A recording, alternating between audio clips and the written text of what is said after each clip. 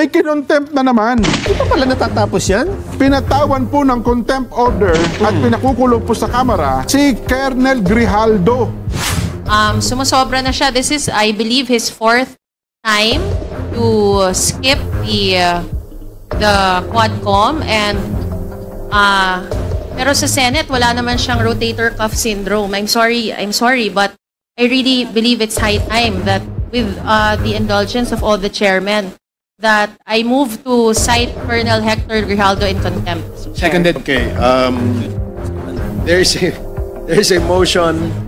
I was waiting for Congressman Paduano to do that, but anyway, so there is a.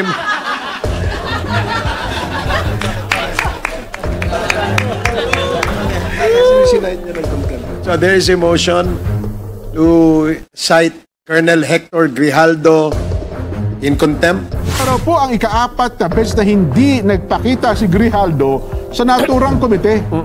Akala ko ba tatapusin na rin itong Quad Committee? At saka ako, Jen, pagka ganyan ang ginagawa mo, parang ginagantihan mo yung tao. Kung mo ba sinabi na pinipilit yung testigo? Oo. Pinilit nyo ha? Na sabihin yung hindi naman niya dapat sabihin, iko-contempt ninyo? Ayun. Parang ganun ho ang iisipin ng tao dyan, di ba? Yun na nga. Oo, ikukulong ninyo dyan sa Kamara. Halimbawa, si Grijaldo ay nadetine dahil sa contempt. Hanggang Pebrero siya nakakulong?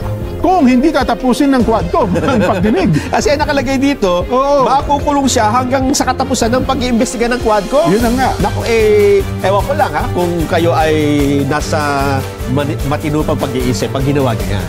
Diba? Ewan ko. Kaya tinan mo, nakalimutan na natin si Grijaldo. Wala na. Ay, nga, pinag-uusapan na naman. Yun na nga po. Contempt kasi yan yung nagsabing pinipilit sila. Di ba? Kasi gusto atang kumprontahin ng dalawa Oo. Gusto atang kumprontahin ng dalawa na kaya gusto nilang ipatawag ito si Grijaldo. Kailan niyo babawiin yung contempt? Pagka sinabi niyang hindi totoo yung mga sinabi ko? Hindi magdidebate kayo, maninindigan niyo siya. Talaga naman kinausap niyo po. Yun nga diba? yung problema niyo. Ngayon, ang problema dyan ay Grijaldo lang yan. Diba? Paano kung may lumiptaw pang testigo at i-corroborate, patunayan yung sinasabi ni Grijaldo? Yun ang inaabangan ko sa Senado, Nelson. Kung sino yun? At kung meron nga bang ganon? Mukhang meron. Ganun ba? At paano din kung may maglabas ng CCTV footage to? Diba? Ayun mo, katunayan, tinuturuan ako. Ganon? Paano kung may mag-leak na ganyan, diba? May contempt na naman. May kinontempt na naman. Hindi pa pala natatapos yan? Pinatawan po ng contempt order at pinakukulong po sa Kamara. Alam mo ba kung sino? Sino? Sino na naman yan? Si Colonel Grijaldo. Ha? Yung nagsabi na... Di ba yan yung bumawi ng nagsabi? Yes! Parang ginagantihan na nila, Jen. Yung itinuro niya, itong si Congressman ng Santa Rosa, Laguna, at saka yung Kong Benny ng Maynila, na siya daw po ay kinausap. Oo nga. Ito. Sige, tingnan natin. Yan. Sa tingin ko, para naman ginagantihan nyo yung tao. Yun na nga. Kasi, hindi daw po ito dumadalo sa ilang ulit ng imbitasyon ng Quad Committee. Kaya, muling ipinagpaliban daw po ni Colonel Hector Grijaldo ang pagdalo sa pagdinig ng House Quad Committee tungkol po sa drug war ng Administrasyong Duterte. Dito po, dahil hindi na naman siya dumalo, pinatawan siya ng contempt order. Nandun ba siya? Wala nga siya. So may contempt. So pag nakita siya, aarestuhin siya. Yun ang mangyayari. Nako po. Ito na raw po ang ika-4 na beses na hindi nagpakita si Grijaldo sa naturang komite. Si Grijaldo po ang nagsabi na may dalawang co-chairperson ng House Quad Committee na namuwersa sa kanya na kumpirmahin ang pagkakaroon daw po ng reward system para sa mga pulis at hitman kaugnay ng war on drugs ng nakaraang administrasyon. Sinabi niya sa pagharap niya sa Senate Blue Ribbon Subcommittee noon pong October 28. And then, Kong Abante entered the room, sat, bar, end of the chair on the right. One of the lawyers of Police Karma stood near at my back. Kong Dan Fernandez put the paper he was holding on the table and told me, ito ang sasabihin mong statement na ito. While pointing on the paragraph on the paper, ito ang supplemental affidavit ni Colonel Garma. Sabihin mo, alam mo ang reward system. I-confirm mo lang. Kong Dan told me to read the said affidavit. However, I asked the copy of affidavit he was showing to me to read it. He did not give it to me. The lawyer of Police Colonel Garma said, ikaw lang ang pwedeng magsabi niyan, sabi ni Colonel Garma. I was puzzled and I asked myself, why me? I respectfully told him that I cannot confirm. They are saying as I have not read the affidavit. We went silent for a while. And then Kong Dan Fernandez said, while holding the affidavit, saan ka pwede? Dito, noong 1999, about DDS, alam mo to, pulis ka na sa Davao nito. I politely told him that I was not still with the PNP because I was working with the Bureau of Jail Management and Penology in 1999 that time. Doon niya binasa yung kanyang statement. Sinabi niya ito sa pagharap sa komite. Ayun. Nasaan na nangyari? Yung iba ay... sa kabila ito, ibinaba pa rin ng komite ang contempt order. Ang nangyari pala, Nelson, so mailalim daw po itong si Kel Grijaldo sa operasyon sa kanyang balikat noong pong December 2. Kaya hindi siya nakadadalo. Kaya pala. Meron siyang dahilan, medical. Okay, thank you, Colonel Guevara. Colonel Garcia, the head of the orthopedic department ng PNP General Hospital. Yes, Your Honor. Okay, please inform this committee. Your Honor, last December 5, we went to Pasig Doctors Medical Center to assess the orthopedic condition of Police Colonel Grijaldo. So, upon checking the patient is awake, coherent, cooperative, and ambulatory. And upon knowing her na he underwent endoscopic shoulder surgery last December 2, and one day post-operatively, he underwent physiotherapy bedside. So, does that make him unable to attend mga meetings kagaya nito? On my orthopedic point of view, sir, the patient, yes, may be able to attend this hearing, but depende po yun, sir, kung papayagan siya ng kanyang So, hindi po kasi namin nakita, hindi ko po nakita yung kanyang medical record, which is hindi po sa amin, hindi po kami pinayagan ng hospital. Makita yung kanyang Mr. Chair, sorry, may I ask? Okay, Congresswoman Pami Zamora. Sir, sinabi mo, nakita mo siya ng December 5? Yes, Your Honor. Hindi, December 2 siya nagka-procedure. And then the next, because when you saw him on December 5, sabi mo, ambulatory siya. Yes, po. Tapos, kailan siya nakalabas? Hindi pa po siya nakakalabas. Hindi siya nakakalabas. Oh. Okay.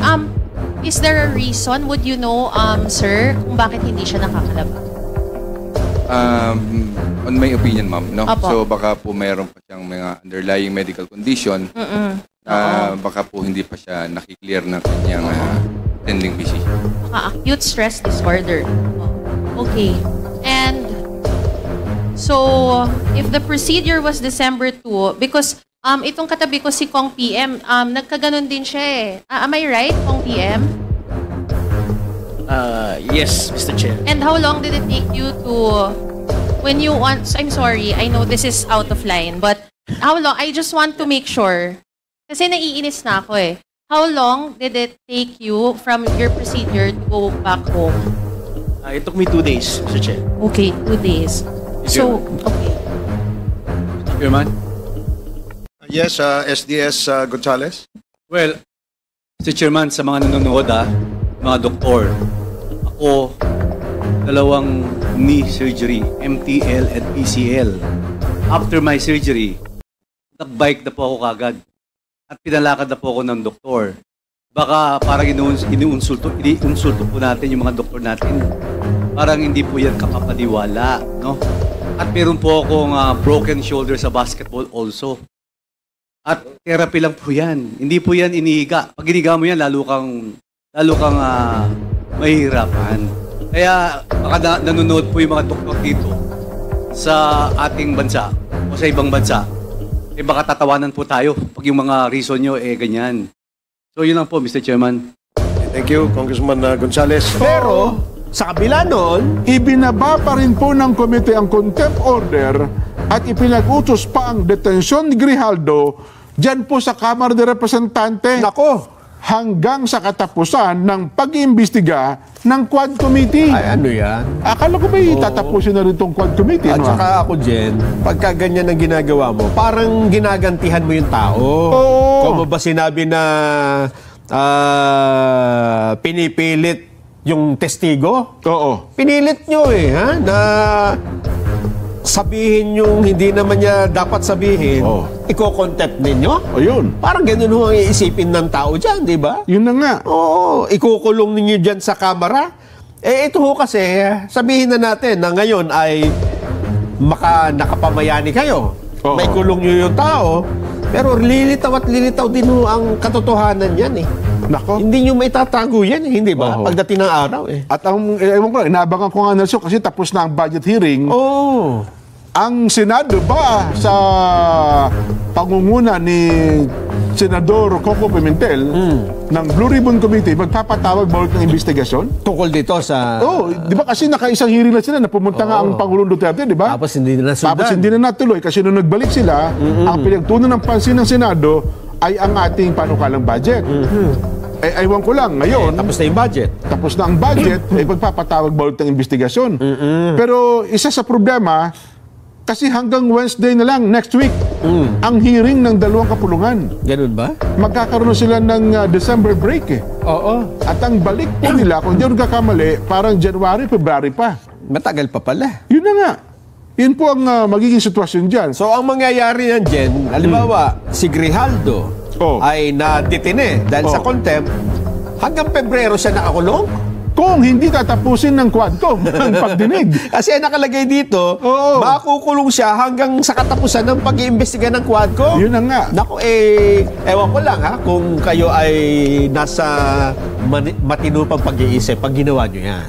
Hindi ba? Ewan ko kung ano magiging epektong legalidad dyan. Also, malaki yan, Jen. Malaki ang epekto niyan sa pero inyo. kasi ang ina-expect sana natin, alam ko, lalagumin na dapat ng Quadcom ang kanilang summary, di ba? Oo. Pero doon sa Blue Ribbon kasi, yung Committee on Good Government and Public Accountability, parang si Congressman Chua, kasi nga, mayroon na rin mga impeachment cases, di ba? Parang ipapasa na nila ang pagdinig sa impeachment court of impeachment ng pangalawang Pangulo. Doon na ata nila ipapasa mga dokumento. Paano dadalo dyan, Jen? Yung iba na taliwas din, parang pareho nung sasabihin ni Grijaldo. Oo.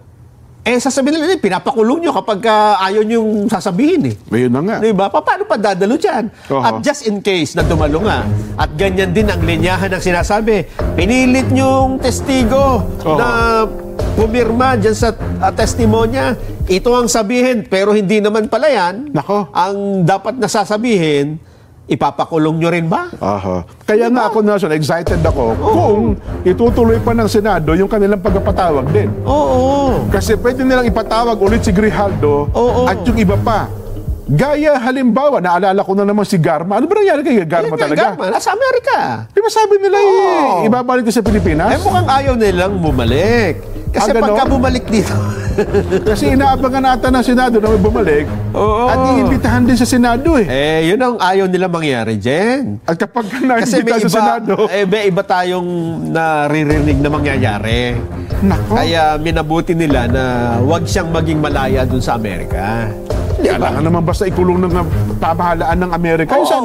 Kinulong ng immigration ng Amerika? Parang ganun lang.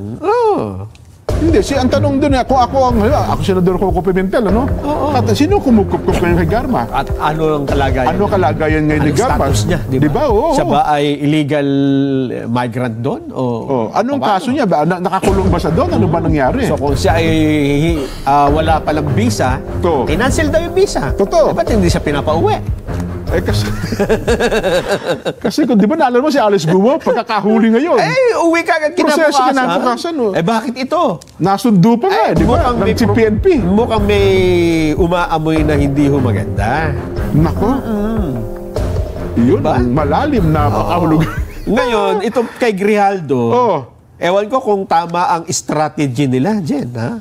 Na ito ay... na ipa-contempt pa ito. Parang Kasi yan, tinan mo, nakalimutan na natin si Grijaldo. Wala na. Hindi nga, pinag-uusapan na naman. Yun na nga Bakit po. i-contempt? Kasi yan yung nagsabing pinipilit sila.